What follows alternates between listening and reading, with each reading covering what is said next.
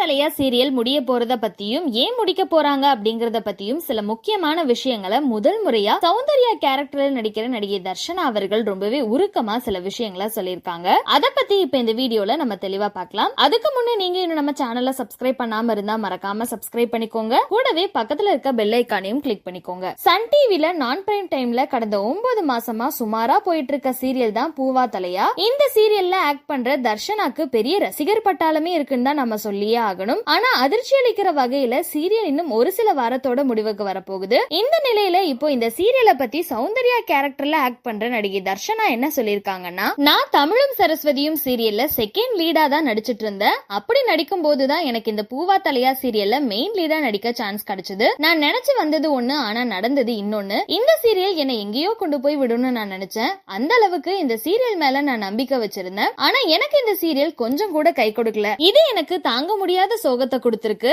எங்க சீரியல் இவ்ளோ சீக்கிரம் முடிவுக்கு வரும்னு நாங்க நினைக்கவே கிடையாது. எங்க சீரியல் இப்போ முடிக்க வேண்டிய கட்டாயம் வந்துருச்சு. அதுக்கான காரணம் சீரியல்ல எந்த ஒரு பெருசா முன்னேற்றமும் கிடையாது. டிஆர்பி ரேட்டிங்ஸும் நல்ல ரேட்டிங்ஸ் எடுக்கல.